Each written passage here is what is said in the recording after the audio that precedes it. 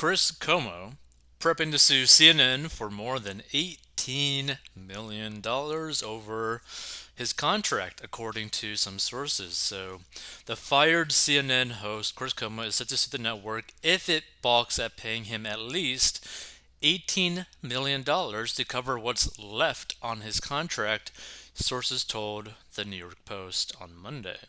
So Kumo, 51, has hired lawyers and is prepping to file the lawsuit over the remainder of the 4-year contract he signed last year after a bitter back and forth about the network knew of his secret efforts to aid his embattled brother, then Governor Andrew Cuomo, says sources familiar with the matter.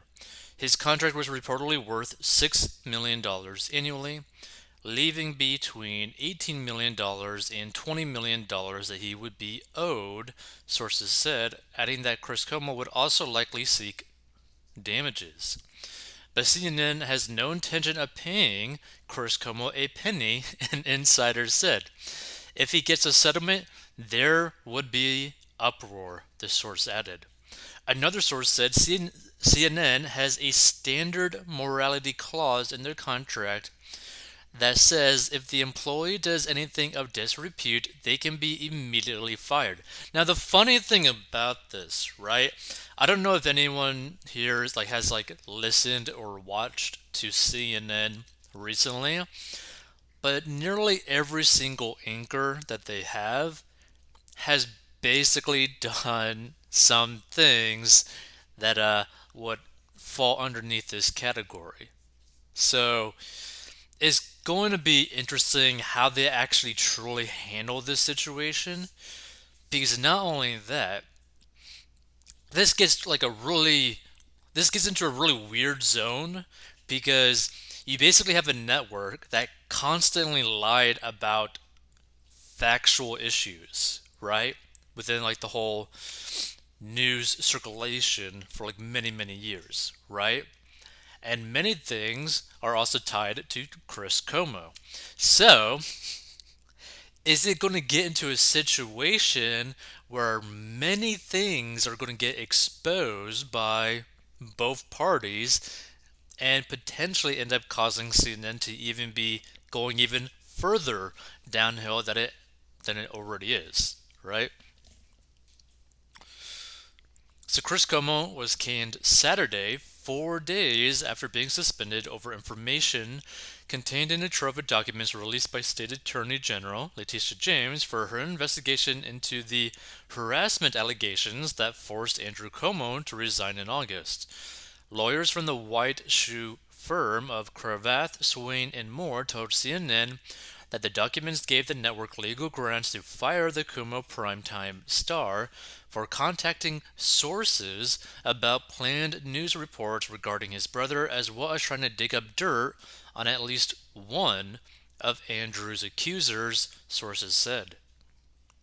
So the lawyer's stance even came ahead of a planned internal CNN probe into an unspecified misconduct allegation against Chris Cuomo that the network received last week, in which dates to his time working for ABC News, sources said.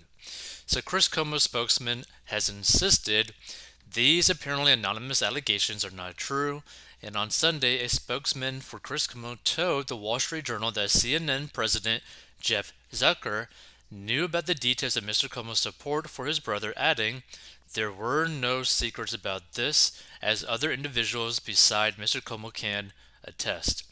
In response, CNN blasted its former 9 p.m. weekday host, saying he has made a number of accusations that are patently false. This reinforces why he was terminated for violating our standards and practices, as well as his lack of candor, the network added. And a CNN insider on Monday also called Cuomo's claims absurd and patently untrue.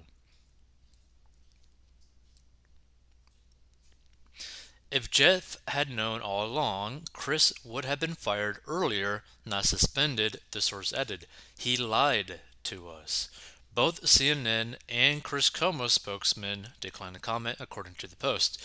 Now, again, the reason why this is actually such a big deal when you really think about it is because depending on how this actually goes. If Chris ends up actually doing this lawsuit and CNN does not want to settle, does not want to pay him a single dime, forcing him to go deep into the lawsuit, right? It's going to reveal a lot of things that CNN probably does not want to be revealed. But if they're not willing to pay up, who knows what's going to end up happening, right? Which also, by the way, right? Like, isn't it kind of crazy that you have Chris Cuomo literally getting paid $6 million like a year for basically lying nonstop on his show? You're basically paying someone to constantly lie about pretty much every single news situation. Like, it's absolutely insane, right? But it'd be interesting because what is actually going to come out of this? No one really knows, right? This could be really bad on CNN, right? Honestly, it'd probably be in CNN's best interest to simply just give him like a few $1 million to basically like kick rocks, right? That'd probably be the best for CNN because then there won't be some like really weird dirt between CNN and Chris Como about like a whole bunch of other things, right? Because people are just assuming that, oh, this is just going to be an issue between Chris Como regarding his brother and CNN. No, this thing could end up spreading to many things because you're going to have CNN basically trying to constantly discredit Chris, right?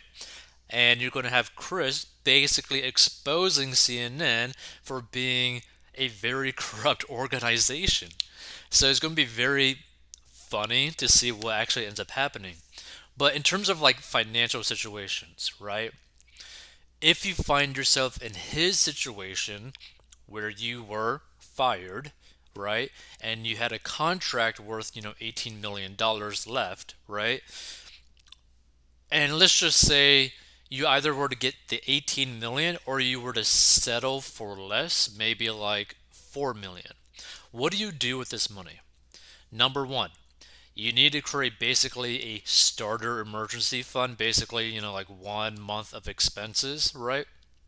Just so that you don't necessarily have to worry about like tiny like emergencies that might pop up, like your car breaks down, you know, a water leak in your house, that kind of stuff, right? Like, things that you got to get done right away, but shouldn't really cost too much.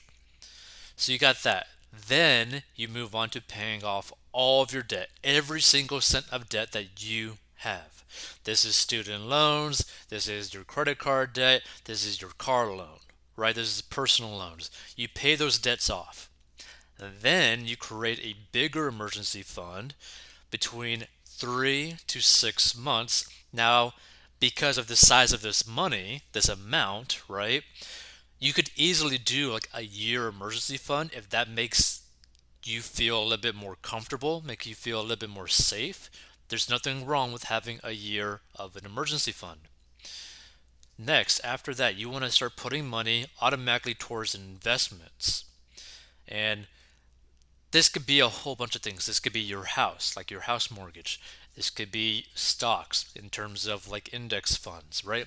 But mainly you want to put your money into things that have a compounding interest effect. Because when your investments grow at a compound interest of between, I believe, 7 to 10% every single year, which is very doable with index funds,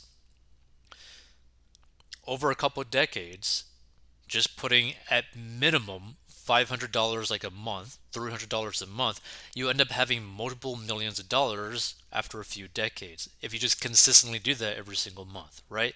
So like the car payment that you're making right now, if you put that into like index funds or real estate, you end up having multiple millions of dollars after a few decades. So, long term speaking, this is something that you should really do. And someone is in his position with this amount of money, or someone else that might be listening to this that is also in this position, you need to put your money into things that are going to be long term growing exponentially so that you have basically complete and utter freedom, right? You want to have a lot of financial freedom to basically be able to do whatever it is that you want to do without really thinking too much about it. Because the more that you think about, like, oh, what stock should I buy? Oh, what kind of business should I invest in? Blah, blah, blah kind of stuff. You end up making more and more choices that could potentially be bad. So when you automate these things into things that have like proven track records, it's pretty much like a no-brainer. Just keep putting money consistently towards your investments and it will grow over time as long as it's an investment that has a track record of producing good amounts of money. And then after that, you can start putting more money into like riskier investments like crypto and all that kind of stuff to potentially 2x, 5x, 10x your money, whatever it is. But that's more for like after everything is set up correctly. By the way, if you want to learn how to get a debt, go to 40inbox.com.